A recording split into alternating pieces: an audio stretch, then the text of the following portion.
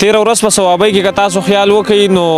د ډولۍ ګاډیو روانو په لاره باندې یو ناڅاپه اکسیډنټ وشو او هغه خوشحالیانې چې کوم دی هغه په غم شولې د څه د وجې د بې احتیاطۍ د وجې احتیاط کوئ او ډېر زیات احتیاط کوئ که تاسو وګورئ د دې نه وروستو چې کوم دی په پېښور بایپاس روډ باندې چې کوم اکسیډنټ شوی دی هغه به هم تاسو په دې سایډ باندې ګورئ او دغه د ډولۍ دغه موټر چې کوم دی هغې اکسیډنټ کړی یو پکې ماشوم مړ دی یو پکې کم زلمی چې دی هغه وفات شوی دی هغه مړ شوی دی د لږې بې احتیاطۍ د وجې چې کوم دی هغوی دغه سرونه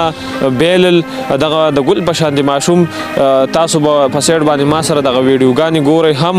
دغه ویډیوګانې سره شریکوم دا ویډیوګانې او تصویران ولیدل دغه د ډولۍ ګاډی دی په ثوابۍ کې چې کوم دی نو هغه اکسیډنټ شوي و راتلل جنج یې راوړلو او بیا چې کوم دی نو خلک خو تاسو ته ښه پته ده چې په جنجونو کې څه قصې کوي او څه غویمې کوي او څه منډې ترلې وښي نو تاسو ته د دغه یو خواص په وجه باندې دا ویډیو دغه پیغام در رسومه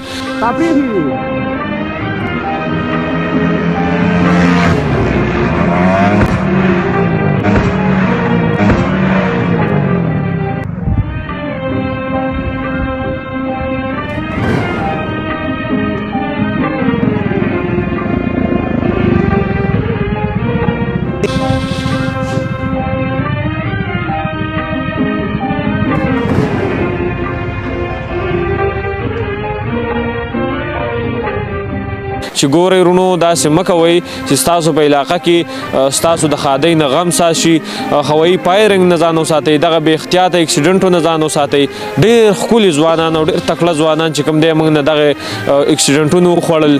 دغه چې کوم دی نو رانه ډېرې ځوانۍ کړمنې کړلې دغه ځوانۍ رانه لاړلې دغه لږ لږ بې احتیاطۍ د وجو نو ډېر زیان په خپل ځان باندې لږ رحم وکړئ د خپل ځان خیال ساتئ او لږ غونته کې چې کوم دی ځان ته ځان ووایئ دا معاشره ډېر بدل طرف ته روانه ډېر بدرنګ طرف ته روان ده دغه زلمي په کور کې به څه حالات وو دغه زلمی چې به کم